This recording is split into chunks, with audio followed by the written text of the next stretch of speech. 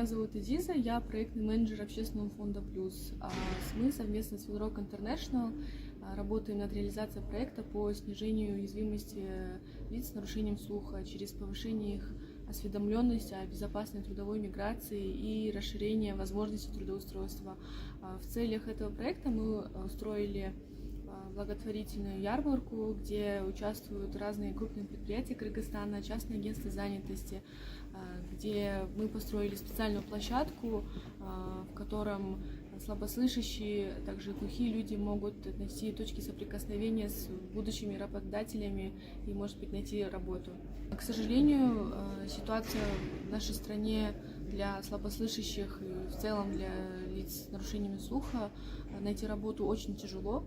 И благо у нас есть предприятия, которые работают именно с инклюзивностью, и эти предприятия пришли сегодня на мероприятие, чтобы предложить такие вакансии нашим бенефициарам.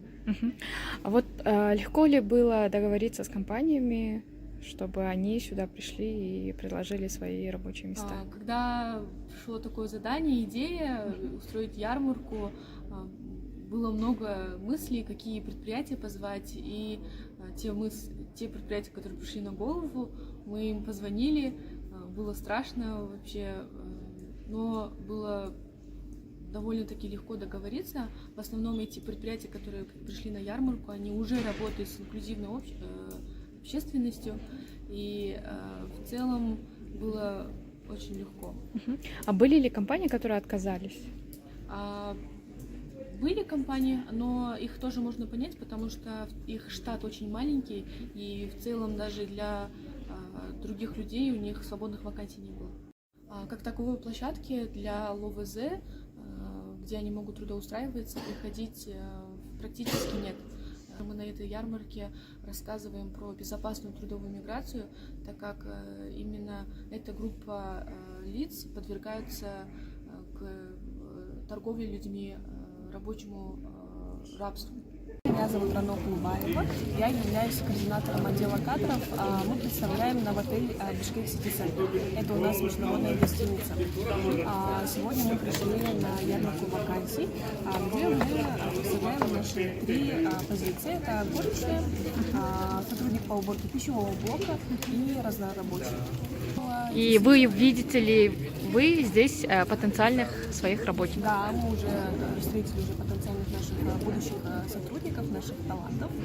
Их было где-то около 10 человек уже к нам подошли. Меня зовут Джарханай, я представляю компанию Фрунзе, сеть гипермаркетов.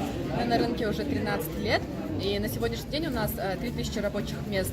Мы сегодня участвуем на ярмарке вакансий, мы активно поддерживаем людей с ограниченными возможностями, принимаем на работу на должность продавца-консультанта, кассира-операциониста, грузчика, технический персонал, также администраторов и управляющих наш филиал.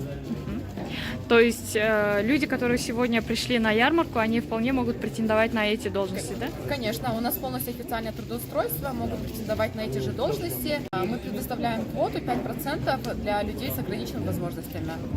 Шуро компания ищет реализаторов от 18 до 45 лет, девушек, которые будут продавать шуро напитки в городе Бишкек. Приходите, пожалуйста, будем рады.